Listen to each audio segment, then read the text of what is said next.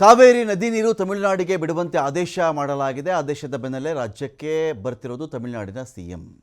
August 3ಕ್ಕೆ ಒಂದು ಕಡೆ ರಾಜ್ಯಾದ್ಯಂತ ತಮಿಳುನಾಡಿಗೆ ನೀರು ಬಿಡಬಾರದು ಅಂತ ದೊಡ್ಡ ಹೋರಾಟ ಆಗ್ತಾ ಇದೆ. CWRC ಆದೇಶವನ್ನು ವಿರೋಧ ಮಾಡ್ತಾ ಇದ್ದಾರೆ. ಮೈಸೂರು, ಮಂಡ್ಯ, ಬೆಂಗಳೂರು ಎಲ್ಲ ಕಡೆಗಳಲ್ಲಿಯೂ ಕೂಡ ಹೋರಾಟಗಾರರು ರಸ್ತೆಗೆ ಇಳಿದಿದ್ದಾರೆ. ಇದರ ಮಧ್ಯೆ ಆಗಸ್ಟ್ 3ಕ್ಕೆ ತಮಿಳುನಾಡಿನ ಸಿಎಂ ರಾಜ್ಯಕ್ಕೆ ಬರ್ತಾ ಇದ್ದಾರೆ ವಿಜಯ್.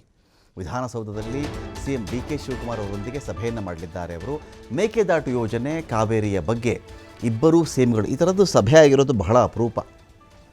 ಏನಂದರೆ ತಮಿಳುನಾಡು ಹಿತಾಸಕ್ತಿ ಕಾಪಾಡಬೇಕು ಅಂಥೇಳಿ ಅಲ್ಲಿನ ಸಿಎಂ ಇರ್ತಾರೆ ಯಾವಾಗಲೂ.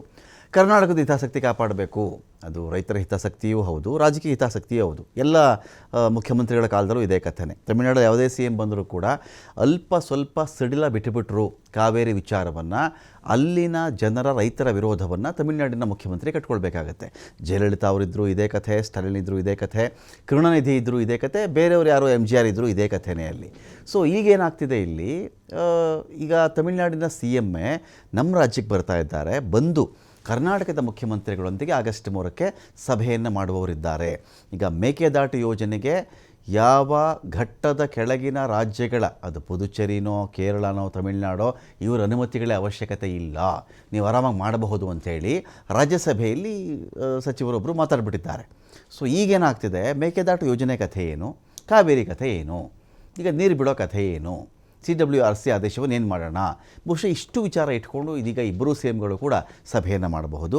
ವಿರೋಧ ಜೋರಾಗಿದೆ. ಇದರ ಮಧ್ಯೆ ಕೂಡ ತಮಿಳುನಾಡಿನ ಸಿಎಂ ಬರ್ತಾ ಇದ್ದಾರೆ.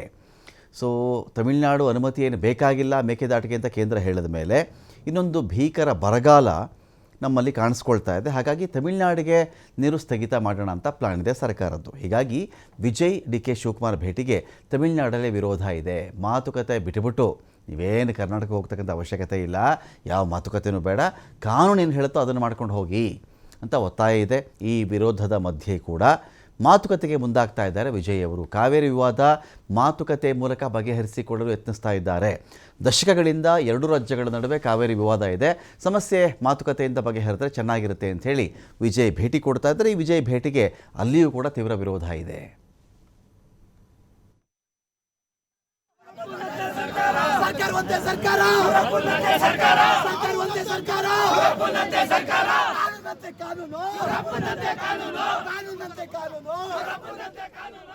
ಒಂದು ಕಡೆ ವಿಜಯ್ ಸ್ವಾಗತಕ್ಕೆ ಸಿದ್ಧತೆ ಕೂಡ ಜೋರಾಗಿದೆ. ತಮಿಳುನಾಡಿನ CM ವಿಜಯ್ಗೆ ಭರ್ಜರಿ ಸಿದ್ಧತೆ ಮಾಡಿಕೊಳ್ಳಲಾಗ್ತಾ ಇದೆ. ಅವರು ಬರೋ ಒಂದು ಸಂದರ್ಭದಲ್ಲಿ ಸುಣ್ಣ ಬಣ್ಣ ಸಿಂಗಾರ ಆಗ್ತಿರೋದು ಶಕ್ತಿಸೌಧ.